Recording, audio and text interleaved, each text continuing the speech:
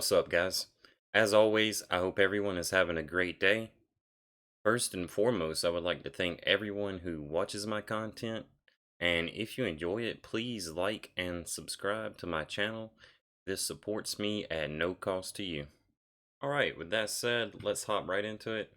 In today's video, we will be building a budget water deck for the upcoming modern format.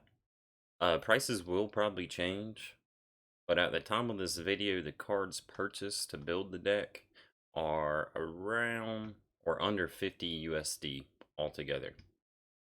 First up, I think you should focus a summoner, and I think the best choice is Kelia for the water splinter, given the price and the stats that it gives. But we will be leveling this one to level 2 because that's going to allow you to play higher level monsters with the water splinter. And it's going to separate you from a lot of beginners. So for competing in bronze, you really only need a level 2 Kelia, since the summoner level limits for Bronze League are common at level 3, rare at level 2, epic at level 2, and legendary at level 1.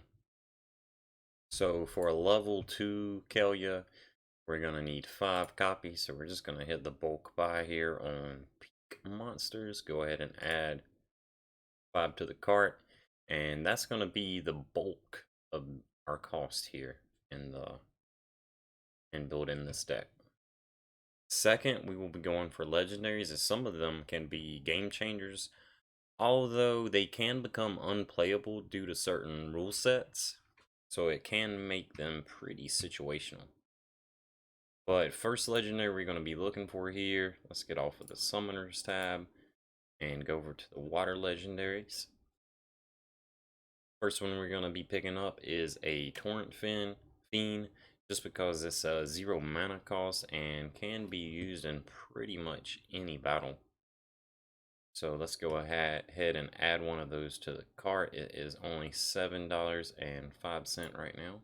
So it's going to bring us up to $29. The Torrent Fiend can kind of be used as just a meat shield, either for a slow tank or in the backline position to absorb a sneak attack.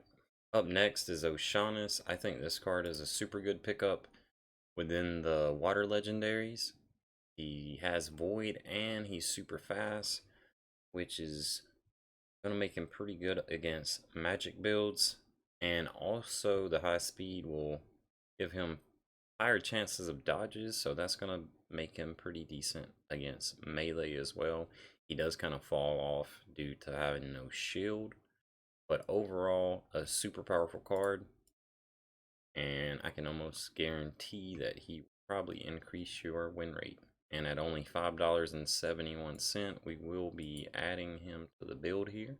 So that's going to bring us up to $34, almost $35. And that is going to be like the bulk cost of the deck. We'll be moving on to epic cards next. Our first epic card is going to be Axemaster, and currently he is 865, which will bring our total to $43.63. This guy's super fast, and with the 2 damage and double strike, that means he's going to be putting out a lot of damage to the enemy team, and with his high speed can be used in the backline in the hopes that he'll dodge a couple sneak attacks. However, he can be paired with the Torrent Fiend if legendaries are allowed, and the Torrent Fiend will kind of just eat that first sneak attack, giving him a little more survivability, pretty much allowing him to devastate the battlefield with his 4 attack from the double strike. Next up, we have Narisa Trident, who is a powerful magic user. This card can be placed in the secondary position to deal damage to the opposing tank, and also act as kind of a sub-tank due to his higher health pool. And this will kind of give the cards behind Narisa time to attack the opponent. After picking up Narisa, that will bring us to about $46. And that will pretty much cover the epic cards we're going to be picking up since we're trying to keep the cost down for this budget build. So rares are the next thing, starting with the, let's see what we'll start with here. I would probably go for a Kelp Initiate.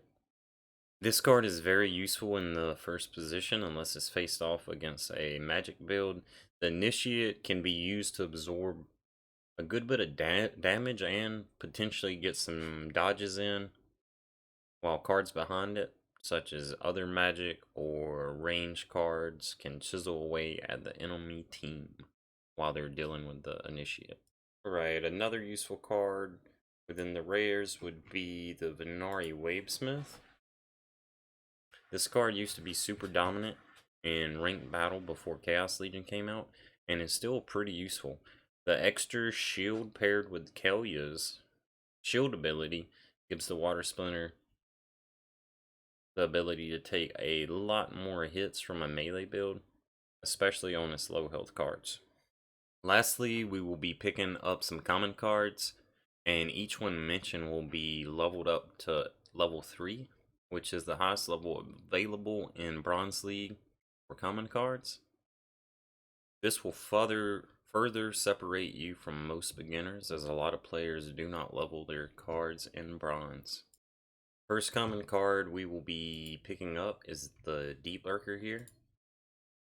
This card is already strong, but with it at level 3, the card will gain an additional health and speed point here.